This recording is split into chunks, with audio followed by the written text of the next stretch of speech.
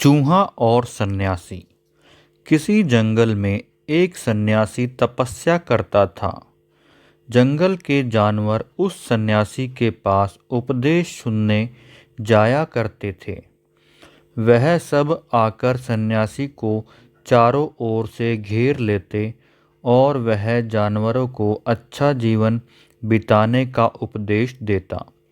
उसी जंगल में एक छोटा सा चूहा भी रहता था। वह भी रोज सन्यासी का प्रवचन सुनने आता था। एक दिन वह जंगल में यहाँ वहाँ भटकता हुआ साधु को भेंट देने के लिए कुछ ढूंढ रहा था कि एक बिल्ली ने उस पर हमला बोल दिया। वह बिल्ली झाड़ियों में छिपकर चूहे पर निगाह रख रही थी। चूहा बहुत डर गया और भाग निकला सीधा सन्यासी के आश्रम।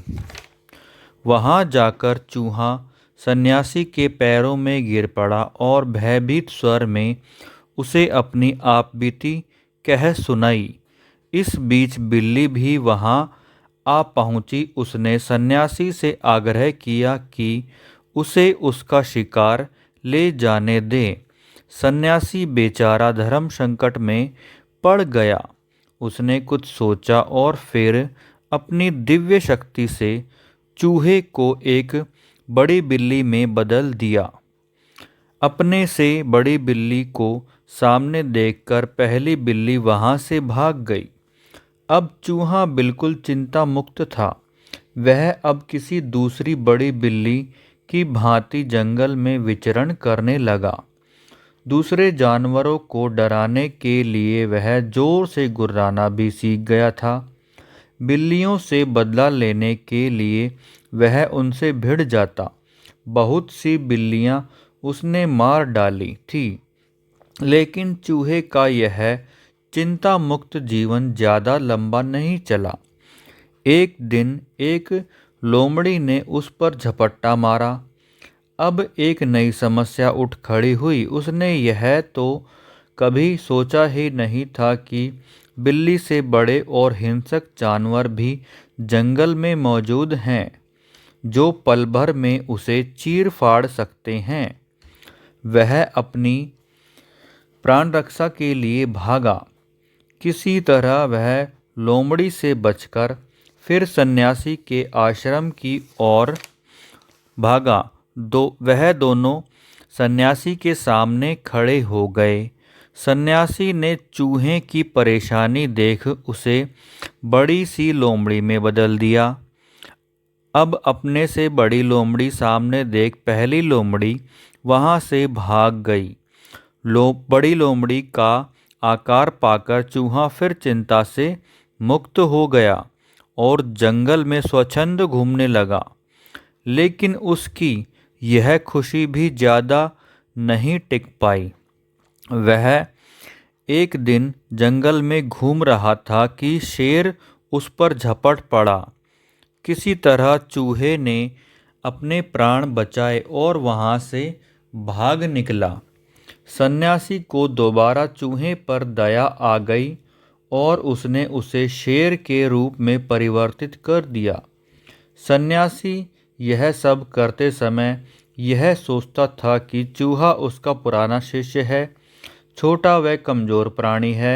हिंसक जानवरों से उसकी रक्षा करना उसका कर्तव्य है। शेर का रूप लेकर चूहा जंगल में निडर घूमने लगा। बिना कारण ही उसने जंगल के बहुत से प्राणियों को मार डाला। शेर का रूप पाने के बाद चूहा जंगल का शक्तिशाली प्राणी बन गया। वह राजा की तरह बर्ताव करता और वैसे ही आदेश देता जैसे कोई राजा देता है।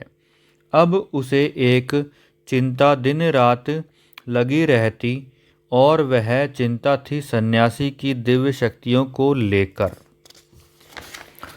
वह सोचता था कि तब क्या होगा जब सन्यासी कारण या अकारण उसे पहले जैसे ही चूहे के रूप में बदल देगा।